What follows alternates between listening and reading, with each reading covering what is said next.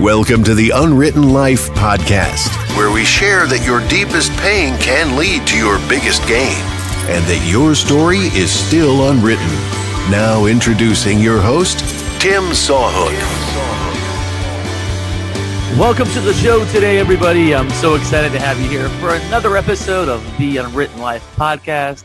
As always, each week, I am your host, Tim Sawhook, and it is my pleasure to have you here with us today. Before we get into the show today, I wanted to talk to you guys about something serious, something that's important to me. As you well know, I'm a big advocate of mental health awareness. If you've heard my story, you understand why. If not, go check it out.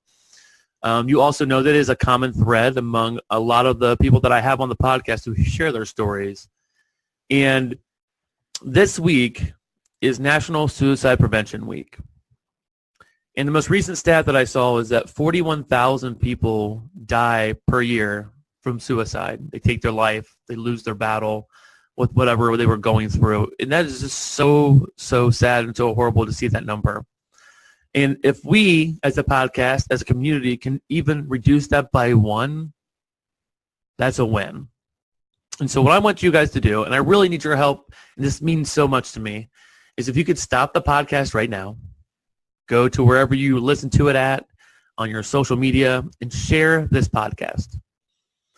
Share this message of hope with people out there who are really struggling in everyday life, who feel like they are at their end, who feel like they have no more hope for themselves. And share a podcast that maybe has meant something to you. Maybe my story, or one of the other stories of people that have battled through some serious mental health and thinking about ending their lives and seeing where they've come from and where they're at now, and that there is hope out there. And so, like I said, this is National Suicide Prevention Week. And the number I told you about, 41,000 people. That's a big number. And if we can reduce that by one, guys, by one, we have made an impact.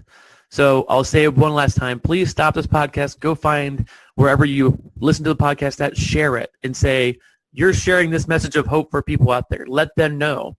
It's not just for us to listen to and take it in and process in our own minds. Just share it. This podcast is all about the unwritten life, that your story is unwritten, that there is hope for you, and that there is a light for you out there, and that you are not alone. So if you guys could do that for me, I would be in debt to you. I'd be so honored that you would do that, and that if we can make that impact in one life, it is a win all day. I also wanted to thank everybody for downloading the podcast. Our numbers are growing by the hundreds every week of downloads, and why that's so important is, like I just talked about, is getting that message of hope out in front of other people who really need to hear it and see it and show up in people's lives. So very proud of you guys. You guys are the heartbeat of the community. You're doing it, and you're sharing it and talking about the podcast. So I thank you for that, to keep that message going. Well, like I said at the beginning, I've got another great episode for you today. I have a young man who's really going to touch your heart and really kind of inspire some hope inside of you. He's been through a lot. He's come through it, and he has got a vision for his future that's going to give you guys a smile and just offer some light and hope to your life and your day today. Here is my conversation with Danny Amiott. Well, I'd like to welcome to the show today, Danny Amiott. How you doing today, Danny? I'm fantastic. It's so Loving good the summer. Yes, summer is approaching. So let me give you a little background on Danny. Danny is going to be our youngest person on the podcast so far. Because what is happening in your life tomorrow, Danny? I am graduating high school. Graduating high school. How do you feel about that? Weird. I'm sure you feel accomplished too, right? Long journey. It's not the biggest thing I've done this year, but it's still a pretty big accomplishment for this year. Good. Well, congratulations. I'm excited for you. Graduation is a big day, and it's just another stepping stone in your life. So like I usually do with most people who are on the podcast, I kind of say, before we get into your story, kind of like tell me what it was like before. But with your story, Danny, it all kind of starts at the very beginning, with your life a little bit. So give me your earliest memories of where your kind of story starts to form where you are today. Well, the earliest thing is always a big thing to me. I don't know why. Maybe because it's easy to remember. But someone like my, per se, I like to call everything before I was happy, my dark period. Mm-hmm. A lot of it started like around 2007 when I finally started like mentally being able to see stuff in my life and being able to remember certain things. And a lot of kids, when they grow up, they're in a house with mom and dad, and they got the typical dog, 2 jobs in a household type of situation. Right. Well, in my case, like a lot of my earliest memories were, in like trailer parks and low-end stuff. Like, I know we used to have this neighbor. She'd give us stuff all the time because she felt bad for our current situation we were in. And while I was like in the trailer park, is where I learned a lot of my stuff. Like, obviously I went to school and learned stuff, but I learned so much more living in trailer parks than I did anything. Mostly street knowledge and stuff that would help me survive a lot better. So early on, you said you can remember back to 2007. What age would that have put you at? 7 years old. 7 years old. So 7 years old, you're living in a trailer park. Are you living just with a single parent? At the time, I was living with both my mom and my dad. Okay. And it was at the time, like, my dad didn't have a, per se, big drug addiction, but it was starting to get that way. And my mom and dad didn't argue that much at that age of my life, but, like, a lot of it grew over time. So when you were saying that maybe at age 7 you lived in the trailer park, you were exposed to a lot of things, and maybe your parents were dabbling or your father was dabbling in drugs. What kind of drugs were you exposed to at that time? Not really a whole lot at that age at that time. Okay. A lot of it was pill abuse and stuff of that nature, like the per se, not really basic, but that's kind of like where basic ones start at, is with the pill addiction. And I know it eventually led to us living in a motel, actually, right before my first grade year started. So when you said, okay, I lived in this trailer park and I felt like I learned more about life in the trailer park than I did doing anything else, give me a couple of things that you talk about now that you feel like you learned early on then that you can apply right now. Some weird things I learned was don't pick up any animal that you see off the street. And also know who's there for you and know who's not there for you, because a lot of it is you can only trust certain people when you live in a trailer park. You can't just go door to door, hey, everybody's my friend here. You have to know who you can trust, and that's something I learned quickly. Okay. So do you have an example of that where something made you learn, like, I can't trust everybody here? Something that taught me that is there was this kid, I completely forget what his name is, but there was a scenario where I thought he was like the best friend I've ever had, and he had ended up stealing some like toys from me or whatever. And right then and there I knew, okay, not everybody's your friend. You got to learn to know that. Obviously, I didn't like automatically catch on right off the bat. Obviously, it takes time to learn that kind of stuff. Right. But it planted the seed to that tree. Okay. So you feel like early on at age 7, you learned some lessons that maybe a lot of people at age 7 who maybe live in a normal neighborhood, happy families, do not have to learn those kind of things early on. Yeah. You're exposed to that. Not as fastly, but they eventually they'll learn it, but like not as quickly as I had to. So you had to adapt. Now, did you have any brothers or sisters, Danny? Yes, I have one sister. One sister? Okay. And is she older or younger than you? Older. Older, okay. So you guys grew up together in the trailer park, kind of made some of these same experiences together. So how does your story start to evolve from there? Age 7, you're at the trailer park, mom and dad are together, dad's starting to dabble, maybe some drugs, you're learning a bunch of big life lessons early on. What kind of happens next in that story? Well, as we were living there in the trailer park, we ended up moving to literally the other end of the trailer park. So we were on the far end, and we moved to the other end. And another thing I learned when it came to trust in that situation was, while in that moving process, the new trailer that we were moving into got broken into before we even moved in. So we were at the other trailer while the new one was getting broken into. And that's another thing that taught me the whole don't trust people issue. And after we moved into that trailer and my dad got a little bit more in drugs, and money wasn't the best thing that we had. Money was never our strong suit. Like, we were never the ones who go splash money on fancy stuff or even relatively fancy stuff. So we ended up having to move into a motel for a while, the Green Crest Motel in Mount Orb. And we had lived there for a while, and we were staying there actually with my cousin and her child, which was about my age. Mm-hmm. So we were all huddled up pretty much in a motel room all day, had nothing to do.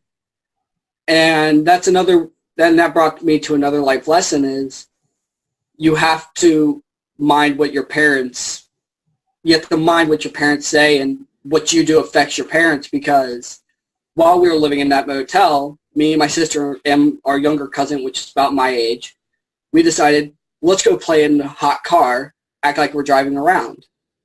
Well, it led to the cops showing up, and it actually ended up, for the first time ever and the only time ever, I've seen my mom get arrested. Oh, wow. And they did let her go because they cleared it all up. They dealt with the issue, which I don't have like the best memory of what my mom talked about after that experience. But during that time, we were kids. We didn't know any better. And we're living in a motel. I mean, there's not many life lessons you're going to learn at a motel besides where the ice machine is. Right. So playing in that car, like, that taught me a lesson of what we do reflects our parents. Right. Or what decisions you make have consequences, right? Mm-hmm. So what did she get arrested for? Because you guys were playing in a car? I think it was that, and like, because we were all in this hot car and the windows were up and we had all the doors shut. Like, kids never pay attention to how hot it is outside. They're there to play. Right. They're living in that moment. And when they got there, I think my mom was talking about something about like some check issue, like where she had put a check in an IGA or whatever, and apparently it didn't go through her bank account at all. Like, it voided out, and she was in trouble for financing at that point. Okay. But they resolved the whole issue while she was there. So like, they never per se officially booked her or fingerprinted her or anything like that. Okay. They dealt with the issue then and there, and while she was at the station. So that was kind of a relief and a big moment. Sure. So what age were you at that point then? Were you still 7 or 8? I was 7, and I was right about to go into first grade. So at this point, you're about to go into first grade, and you see your mom get arrested. What was that like for you to see your mom being arrested? Kind of scary, because like, I trusted my dad with us at the time because I really didn't know much about the whole drug issue. Like, I thought it was like, oh, he's taking his medication, but I didn't know any better. So I was kind of scared because I was like, who's gonna be there as a female role for me? Like, it was kind of like that panic mode. Right. So it was scary for you to have that, because you were used to having mom and dad together, right? At this point. And to see your mom get kind of taken away with the police, at that very young age, you're very fragile, you're really depending upon your parents, your mom and dad. And at that age, like you said, you don't know what they're doing. You don't see someone taking pills, you think it's medication. You don't get it. Yeah. And so you don't even know what someone not passing a check is, right? You don't know what that means. So to see your mom being taken away, I'm sure was very scary for you. That really messes with your sense of security as a child, right? Yeah. And I know my older cousin, the mother of my younger cousin, one with my age that we were hanging out with, his mom tried like blaming us for it. At that time, like, out of like the fit of rage, like, oh, it's your guys' fault if your mom gets put in jail. And it was kind of like that situation of, we're kids. How is it our fault? Right. Like, and then it kind of came that sense of trying not to blame others for mistakes. Like, if somebody makes a mistake, like, don't try blaming other people. Just kind of. But obviously, in a way, it was our fault because we were playing in a hot car. But nobody said, "Don't do that." Right, and you guys are kids. Yeah. So what I like about you, Danny, is that even though you're going through your story right now, it seems like you're trying to align a little life lesson with everything that you did. Now that you're a little bit older, have a chance to reflect back on some of that. In reality, how are you? 18 years old or 17? Yes, 18. So the reality is, you're still very young. You're 18 years old, but the fact that you're able to go back to age 7, age 8. And maybe apply just a little bit of a life lesson for our people listening and for yourself, accept responsibility, like a bigger scale of type thing. don't try to blame others for things. So that's really cool, Danny. So it brings that initial goal of I want the future generation to be better than what my generation was. Like, I want people to have it better than what I do. Right. Yeah, and that's great. That is awesome. So as your story starts to evolve, you guys are living in the motel together. A bunch of you are huddled in there together. You're getting ready to start first grade. What happens next?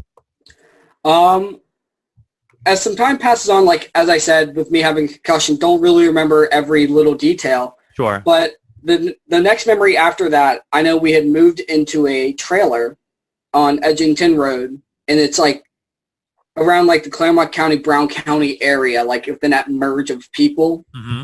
And that whole area is per se, I guess you could say, not really the hood per se, but it's not like the nice, friendly, nice neighborhood. Mm-hmm. There's a lot of people who have drug abuse on that street, and the house I actually lived in had no running water. Okay. Because of how the pipe was lined up with the town or whatever, you couldn't get water there. So I was the smelly kid, no way to wash my clothes. I couldn't just go home and take a shower. Right. And even make ramen noodles, I either had to open the package and eat it dry, or we had to go to somebody's house that we knew, filled up 5-gallon jugs, and that was whatever jugs we had of water, that was what we had. Like, that's all we got at that time. At what age were you at that point then? About 9. About age 9? Yeah. So where did you, besides getting water from neighbors, how long did you live like that where you didn't have water and you felt like you were the smelly kid, you couldn't wash your clothes, you can't really shower? Actually, I was probably there about towards the middle of being 8 years old, actually. Okay. And I didn't get out of there till I was about halfway between 9 and 10. Okay. Because it was right around that time, like, by the time I turned 9, my dad had moved out. Mm-hmm. Because it was at that time, like, where drug abuse got major. Because once he started doing drugs, he would go to the doctor. He'd pretty much be like the typical person who's on drugs, and he would demand he get his medication. Right. And that a lot of that time period when I was living in that trailer was a lot of where I experienced in front of me people doing drugs in front of me.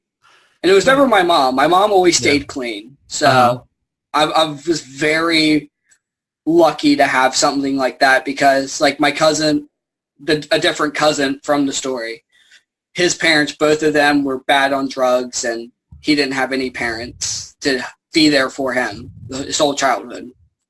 So at this point, you said you're between age 8 and 10. You're living in a place with no water for almost 2 years, basically, and hoping to get water in 5-gallon jugs from friends or family just to be able to wash, have food, things like that. Mm. Then you're also exposed to heavier drug usage by your father and then other people around you. What kind of drug abuse are you talking about? Was it just pills only? Is that what stuff you were seeing? A lot of it was pills, and like I know like he would per se like snort pills, and I'm not going to quote this. I don't know if cocaine was involved, but might have been. Not 100% certain. And I know one day I went with my dad to a doctor's appointment, and before he went to the doctor's appointment, we stopped at one of his buddy's house, and I was literally sitting next to my dad in a giant pot circle. Oh, jeez. And I was like young. I didn't know what it was, so I was kind of just like naive looking around like, Right. Well, again, you're young. You're not expecting anything, and you're trusting your dad to take you to a safe place. Yeah. Not a place where you're going to be sitting around in a circle of everyone doing drugs. Did you feel early on, if you could think back to that point, did you feel like this is just going to be my new normal? Eventually, I'll take drugs too. My dad does. Everyone around us does. Were you scared I never really of that? had that.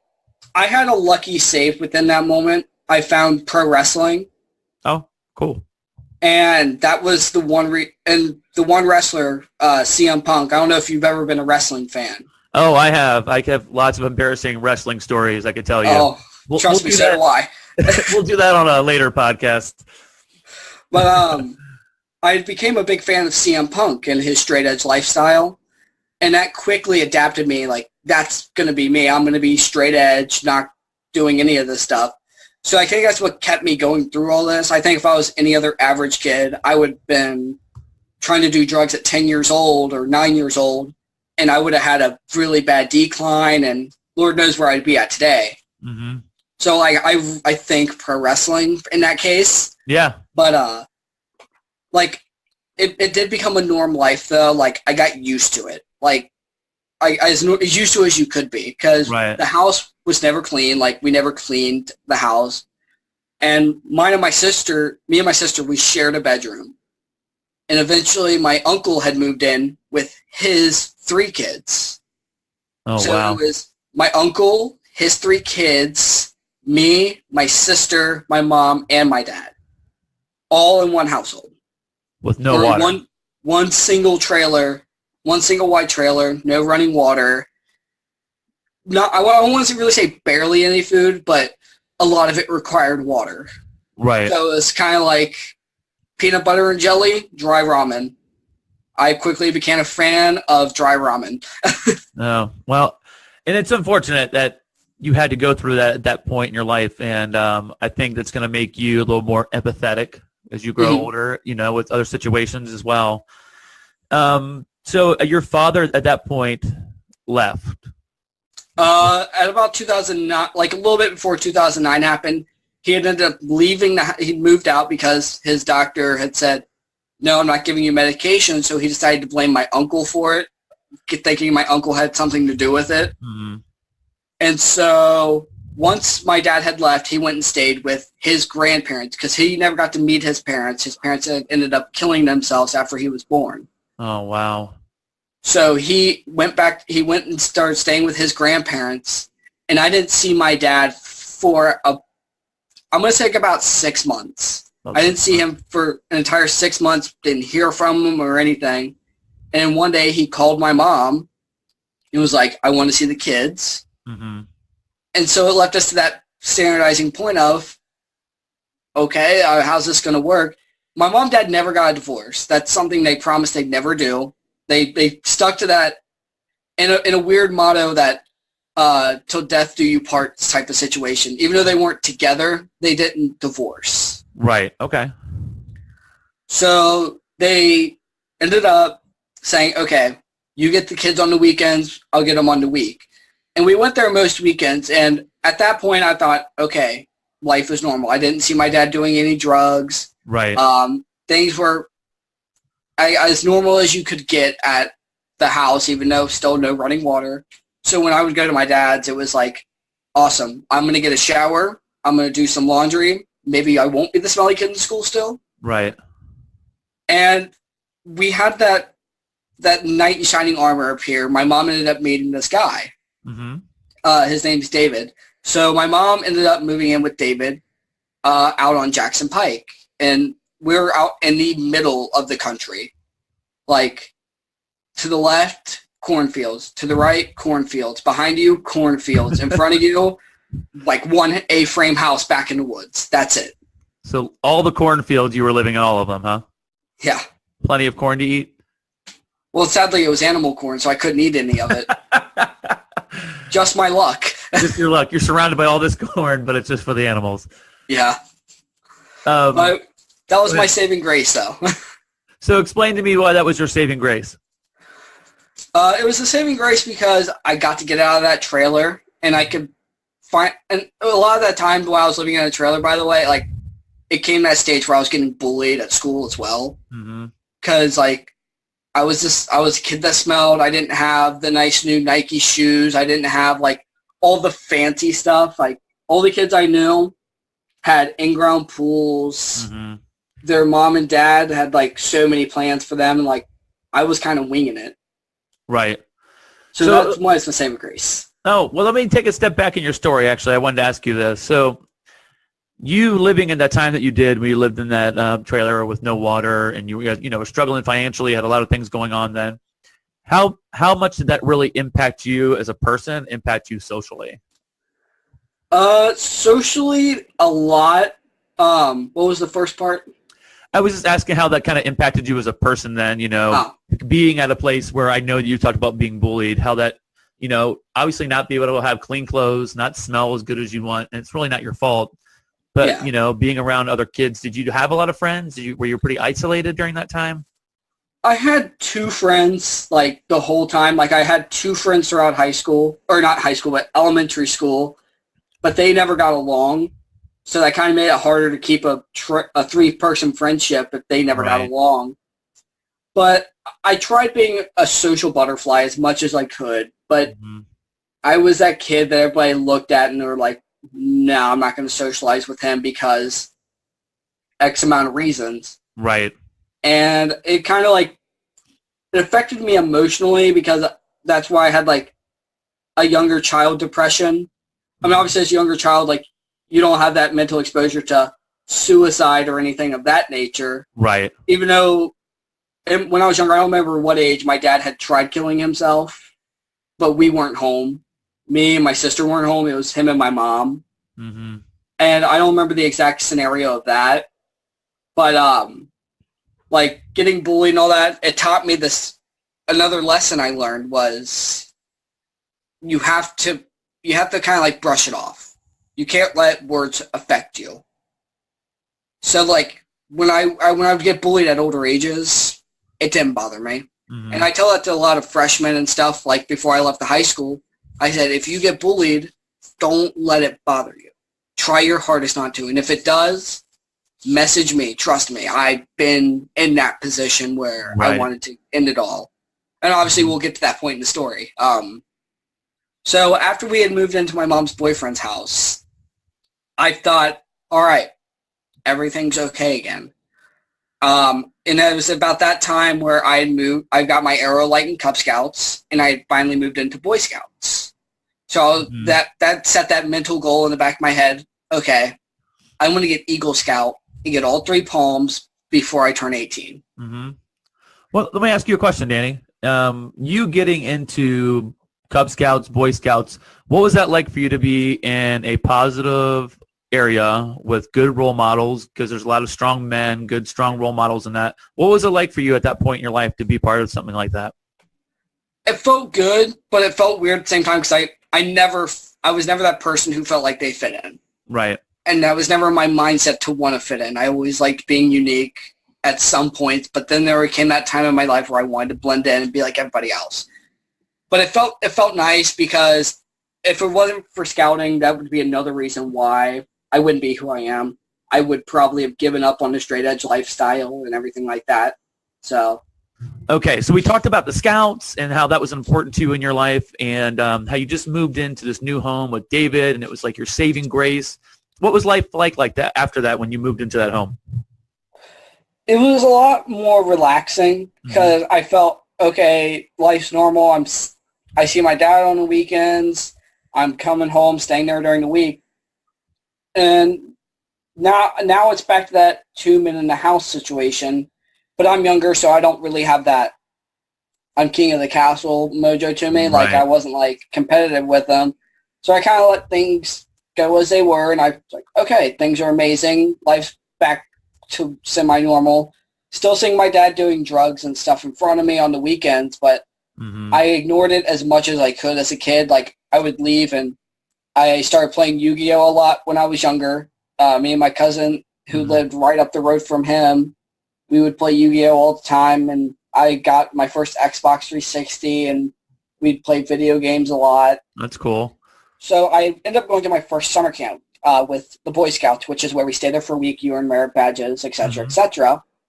And once we had gotten there, things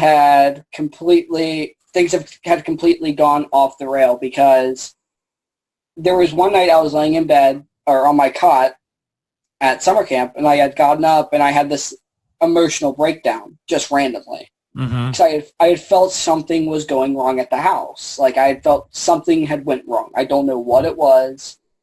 And then the next day, me and all my cousins, we were all in the same scout troop. All 5 of us. We were just sitting around camp, Mm-hmm. And during that same exact evening, there was a 5-on-5 basketball tournament happening. And one of our scout leaders was like, called for all 5 of us, said, hey, come with me.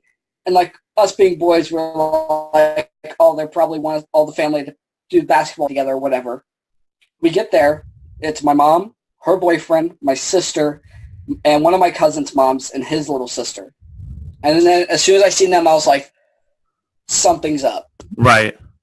So my mom and my mom's boyfriend and my sister were like, hey, can you come with us? We went down to this canopy thing right next to the river or lake, and they're like, your dad passed away.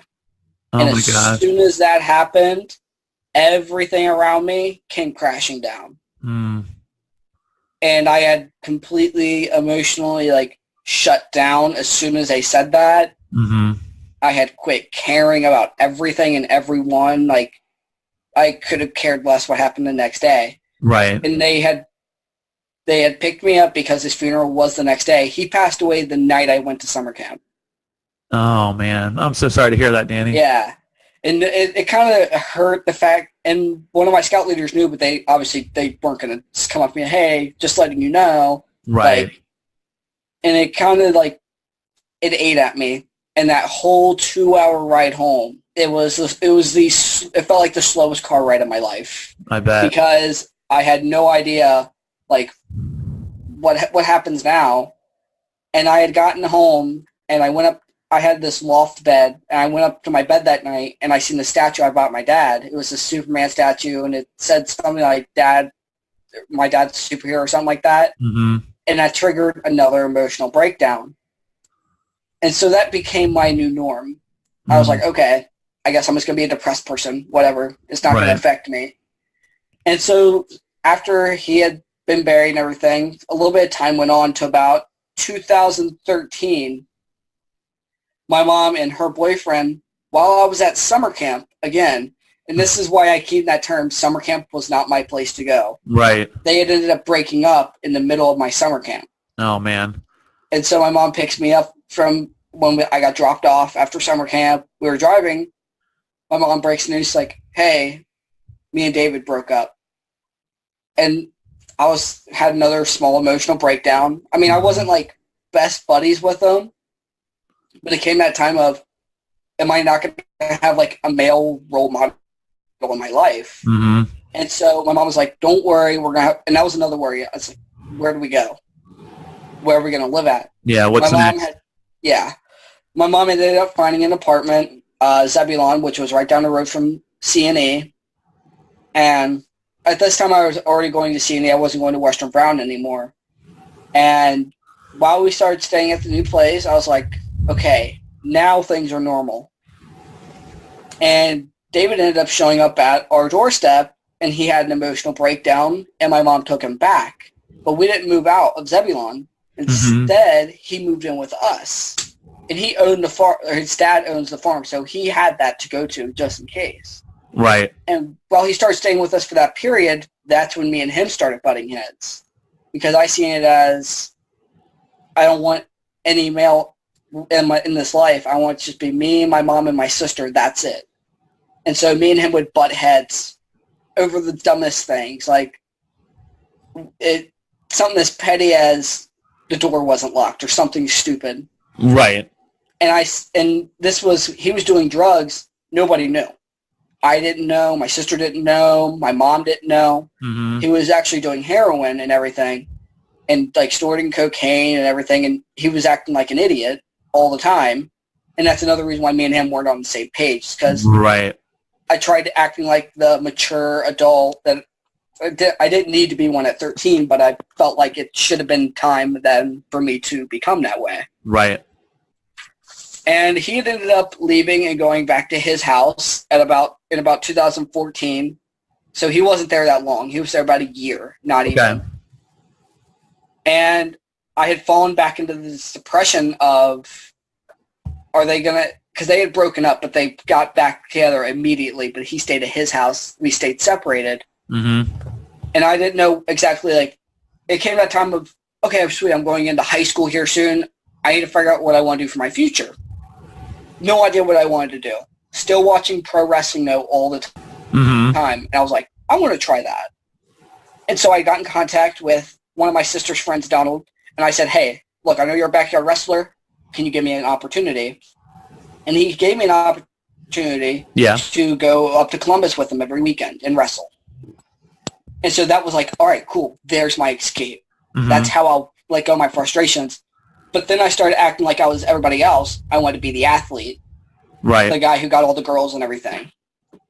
And so, like, I started wearing sweatpants and, like, the joggers all the time, sleeveless shirts, working out all the time. And it didn't make me happy.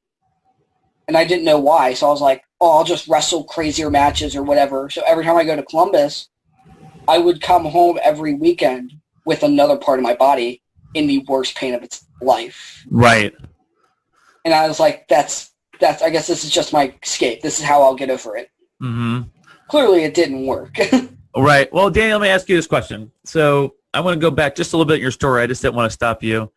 You know, you're devastated with the news of the loss of your father, right? And so you're going up and down in these emotional breakdowns. You go to another camp, you come back, and then your safety net of being with David at this home is gone. They're broken up. You're at a new apartment, different school, things of that nature. And it seems like every single time something would come into your life that was bad, you'd have another kind of a breakdown. And with the wrestling, it seemed like you were just trying to fill this empty hole you had inside of you. Yeah. And for this, you know, first it was one thing, then it was the wrestling. Now you're in pain there. What else did you try to fill that empty hole with? Just sitting around, just letting time pass by. And when I moved into the apartments, I met a girl, and I had actually started dating her. And when I look at it now, I'm like, wow. She was like, I was like a 5 and she was like a 10. Like, I don't know how it worked, but I was like, you know, maybe this, me being an athlete type of person is paying off. Mm-hmm. And I was like, awesome. And I didn't know how relationships worked. I was young. I was dumb. A lot of different things happened with different relationships. And then I had come to this point of I was done doing backyard wrestling, and then I started watching the UFC a lot. Mm-hmm. And I was like, I'm going to do this. I went to a gym that one of my distant cousins was a head coach for. Okay. Team Sean Heyman's. And I started training Brazilian Jiu-Jitsu and doing a little bit of boxing. And I found a backyard wrestling or a backyard MMA fighting thing that a bunch of guys had started up. I was like, I'm going to do this. Started doing that. Still wasn't satisfying me. I don't know what it was. It's like, man, none of this stuff's making me happy. Right. And so I called it all quits. I was done, and that was about 2015 is when that had happened. And at that point, I had hit my bottom. I had gotten to that point where I was ready to take my life. Mm-hmm. And I had gotten a call from one of my best friends, Nick. Right. And I was literally like on that breaking point. Like I had everything prepared, how I was going to do it and everything. My phone started going off, and I was like, I looked at it and I was like, I might as well get one last conversation in before I go. Right. Answered it. His exact words is, hey, when 2016 starts, I'm thinking about starting YouTube. You want to join me? And I sat there and I thought about it for a long time. I was like, start something new in life. Mm-hmm. And it came to that thing of this next decision alters everything. Right. And I said, we'll see. I got off the phone. I got back to what I was going to do. And I was sitting there just thinking of all the crap that happened throughout my life. Right. All the phases I went through, the rapper phase, the athlete phase, and the typical children phase. Mm-hmm. And then I thought of this small story idea. And I was like, I'm not going to do it. I called him back immediately. And I said, hey, let's do this. January 29th, meet me outside. We're starting this. I had picked the date, everything. Mm-hmm. And so I gave myself a deadline. I spent that entire rest of 2015 and most of January of 2016 writing relentlessly. Now, let me go back just a little bit. Okay. And I'm glad to hear you didn't take your life. and that you had Nick or whoever intervened on your behalf that night to help you give you a fresh start in something. You know, in the small amount of time that you had lived your life at that point, you had been through a lot, right? You know, Yeah. a lot of ups and downs. You've seen a lot of things that a lot of people shouldn't see, that a lot of kids don't see. Unfortunately, there's a lot of kids that do see it. And it left you Yeah. to a real dark place. And Yeah. anyone who's listened to our podcast before, we talk about mental health and stuff a lot. And I think it's tough at a very young age to understand what's going on and process all those emotions, to feel at that point in your life that you had no hope. Yeah. You had no other way out. You had given yourself to somebody and been rejected over and over again between, you know, with your father and him passing away and your mom and boyfriends and girlfriends and things like that, that you got to this point. But it felt like you got that phone call from your friend, and this began a part of redemption for you and a new life and a new story. So let's talk a little bit about that. So once he had called me and we officially set the date and everything, and I had been writing, we went out there, and right before I went outside that day, I had thought to myself, do I want to tell him about this whole story I have wrote? I decided 100% against it. And I went full blast character in person to everybody I knew. Didn't tell anybody that there was a show going on. Every time I turned on the camera, everything. I was character, full mode, happy, bright, smiled. But when I would lay down in person that night, that depression would seep back in, and I would fight it off. And I had initially, when it came about the summer of 2017, it came a crucial point in the show. I had created this character named Dennis. And that was the darkness inside of me. It represented instead of like drug abuse, he had an alcohol abuse situation, and he had abused everybody that he had ever known and everything like that. And I was like, this is the character that I want to be, like, breaking ground. And that character didn't do it for me. Mm-hmm. And so it came about towards the end of 2017, beginning of 2018. I had created this character called Real Life Danny, and it showed that depression, that real depression that I had let out. I played that depression as hard as I could to get it across to people, and I ended my first show.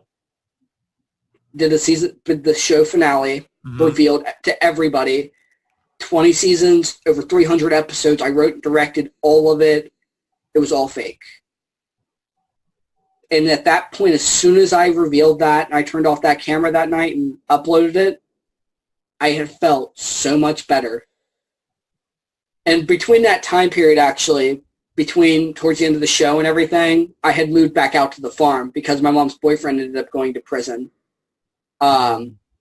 because drugs, and he tried robbing a place and failed. And so he got 3 years. He actually gets out in July. So... Okay. Which I'm excited for in a weird way, because I believe in him. I believe he made a change while he was out in prison. But my first show had finally ended. I had finally felt happy. I was on the farm again because I got tired of living in the apartments. Right. I was never one of those people. I never liked being surrounded by people. Like, I could stand on stage in front of 300 people and say whatever I wanted. But if you stick me in the center of about 30 people, I freak out. Right. It's not, I don't like being surrounded by people. Sure. And so did my show, and I thought to myself, okay, my first show's done. I'm not fully out of the full depression yet at that time, at the start of the year, but I was like, how am I going to keep myself going at the pace I was? Right. And I had looked over on my desk, and I had index cards. I wrote on one of the cards, goals for 2018. I put it up on my wall, taped it up on my wall, and started writing goals for the year on these note cards. The list has grown. It has shrunk throughout this entire year. I've completed 8 of my year goals so far. That's awesome. And that's to keep myself going, because you always hear the New Year's resolution. A lot of people usually don't do them. Right. But this is how you keep a New Year's resolution going year-round, and you keep going, because I can't wake up and not look at my wall. I have to look at it. On my wall, I have very few things on my wall. A poster from my show, That way I can look at that as a sense of accomplishment. Sure. A mirror prop from the show, and the note cards. And whether it be something as stupid as buy yourself a MacBook to something major, like something that's not even really in my hands, is get 300 subscribers on YouTube. Like some things that aren't even in my hands, but in a way I feel like they can be, and I can work towards that goal. Well, let me ask you a question. You told me when we talked a little bit before actually recording, is that when you found out that your sister got pregnant, that was a big turning point for you. And it was kind of like your comeback story, you know, where you really had a catalyst for change, not just for small change. That was like kind of like my small change. Like after that happened, I felt like I could make a change. And that's another thing that drove the show to keep going as well. Yeah, tell the listeners why that was such a big deal, finding out that she was pregnant. The reason why it was such a big deal to me is because there's a lot of kids, like obviously like in my situation, that don't have that father figure, and a lot of their uncles like aren't the best. Like I do have like some good uncles. Some like aren't like the there for you all the time, like taking you to the park or doing all the small things. And I wanted to be that uncle that my uncle could look at and be like, that's the guy I need, because his dad ended up being the best dad. His dad never sees him at all. And so I didn't want him to fall in that pattern that I did. I don't want him to be at like 15 years old getting ready to take his own life in his bedroom. So for that, not only were you trying to be a good uncle, but it sounds like that was a catalyst for your life to change, to be positive, to be happy. Is that right? Yeah. Like that was my initial thing of taking my own life that night. But like hearing that from my sister, I held off on it, and then it came that night when Nick called me that initially fully stopped that whole ending my life situation. Well, that's awesome. That was awesome. That was able to be that catalyst for change for you. So with your goals of 2018 that you've accomplished, and what are you feeling right now? I feel fantastic. I mean, I'm completing goals. I'm getting ready to do the second season of my new show, Awaken. Tell me about your show really quick. You keep on referencing your show. What is your show? My first show was called Cracked, and it was pretty much showing that cracked mindset of somebody. And I like people to watch it and take their own story from it, even though if somebody watched it now, it would take forever. I like people to take their own mindset from it. Like, what did you pull from it? But with this new show, Awaken, that I'm doing, it's right. The first season was about these characters getting stuck in this VR world, and that's another reference to my life.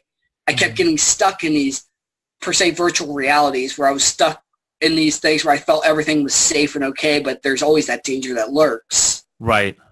And with season 2, we're doing an origin story about this character who, his name is Isaiah, and he's the creator of Awaken, and he has this perfect lifestyle, or so he wants it to seem that way, but nothing ever goes his way. It always falls apart somehow, whether it be dealing with illness or loss of family or something of that nature. So you get to really take your real life experiences and pour them into these shows then, huh? Yes. How cool does it feel to have people who subscribe to your YouTube channel, watch your shows, connect with you, and say maybe how they felt after the show?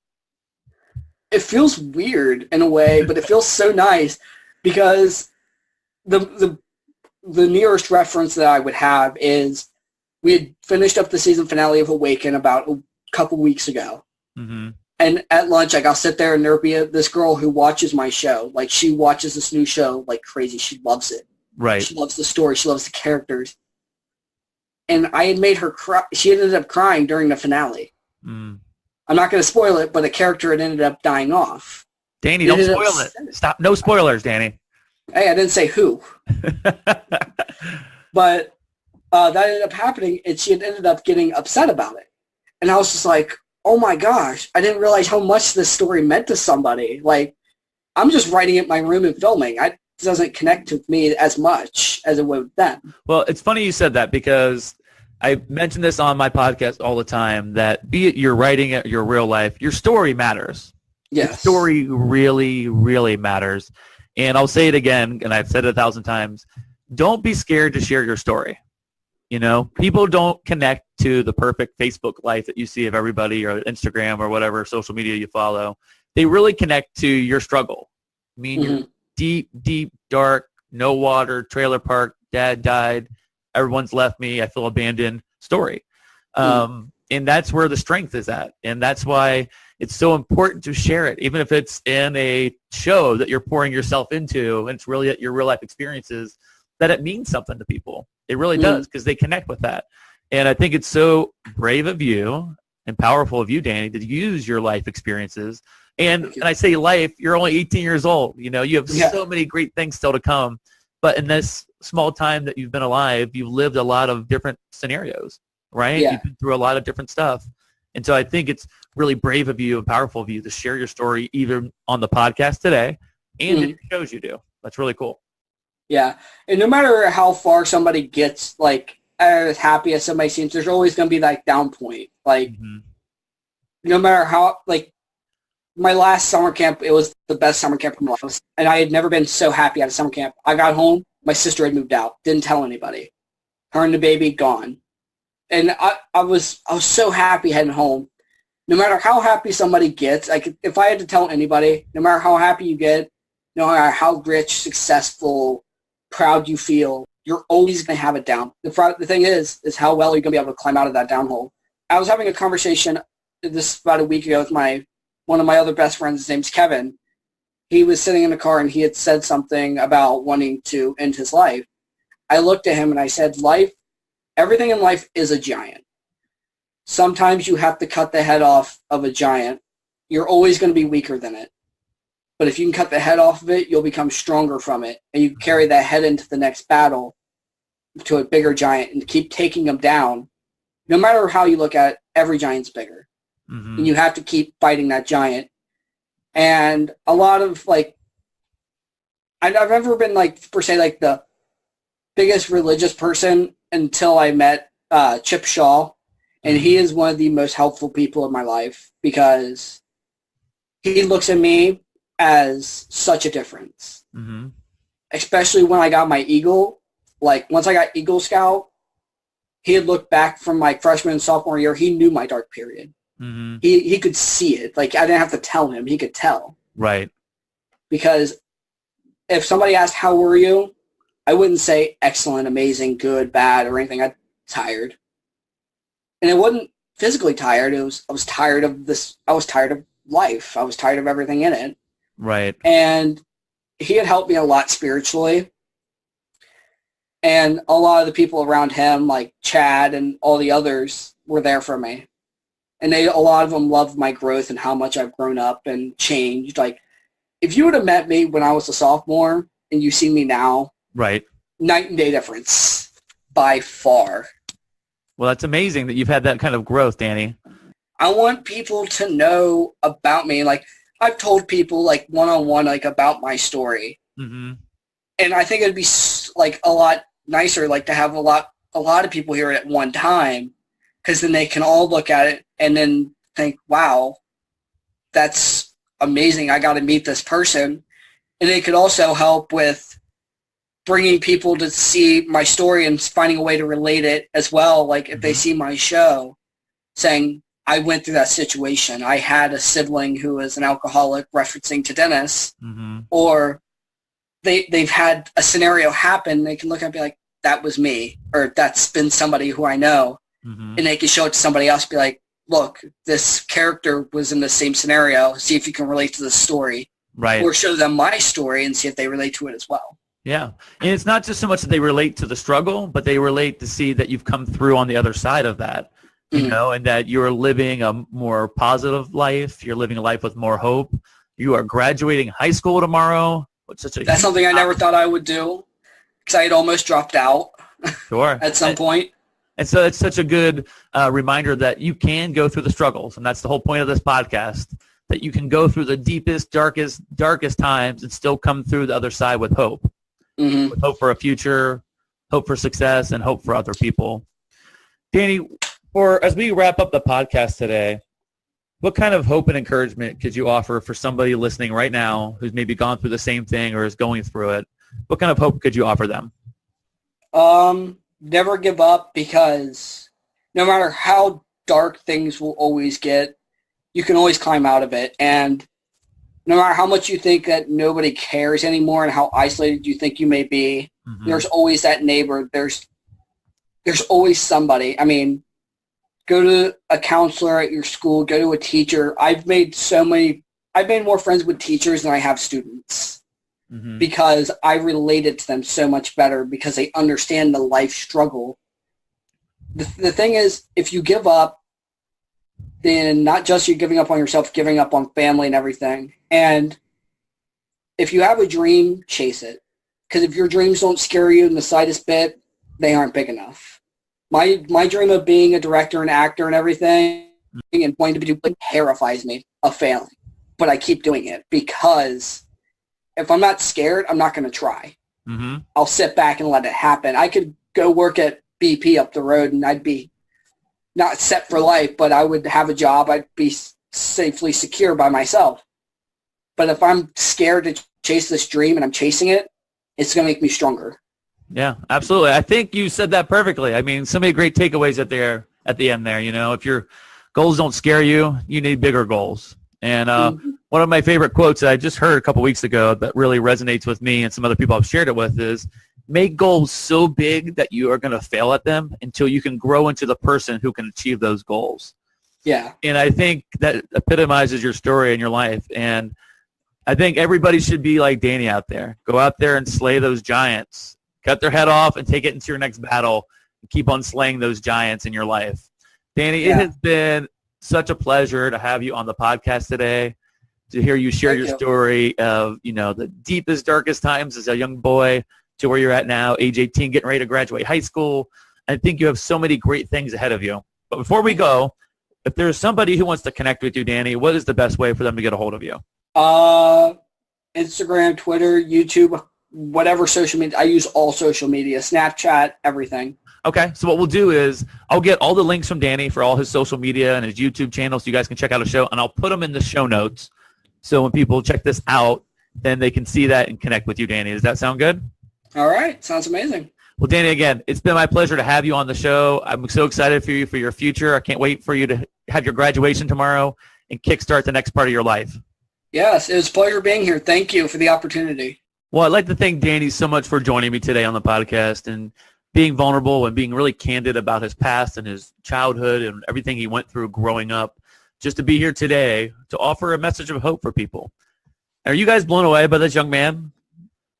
I hope so, because I was. After hearing his story and hearing him share it, and just the amount of light and smile that he has in his voice as you speak with him, and for what he wants for this future, and as you hear him talk about, he wants people to hear his story, to see that, yes, I went through this also, and that you are not alone, that you can go through it, and that there is hope for you. So very proud of Danny for coming on the show today, and I hope you guys were blown away by his light and his hope and optimism like I was. Like we talked about on the podcast, Danny's only 18 years old. A lot of wisdom for a guy who's only lived 18 years, right? Some of the big takeaways from his podcast is what he was talking about, things that you face in life. That you're always going to have big giants in your life that you're going to go up against and battle. And you think about it, what are those big giants in your life? It could be a crazy job, crazy relationship, crazy family things going on. And they all seem so big and so scary that we can't take them on. But you heard Danny say, you got to cut off the head of that giant. Take that head and take it into the next battle with you. Cut off the next head of that giant. Because like he said, the giants in your life, they're always going to be bigger. The fears are always going to be bigger. The pain's always going to be bigger than something you feel like you can handle right at that moment. And you've got to rise up, cut the head off of whatever you're going through, and carry that into your next battle. But to know that you were able to take down those giants. And so when you come up against that next giant, I've been here before, and I can take this one down as well. I think Danny had a lot of wisdom when he was talking about what he really is up against, about his dreams, that he's scared to death about failing to become an actor or a director. But his quote was great. If your dreams don't scare you, then you need bigger dreams. And he's right. He's 100% right.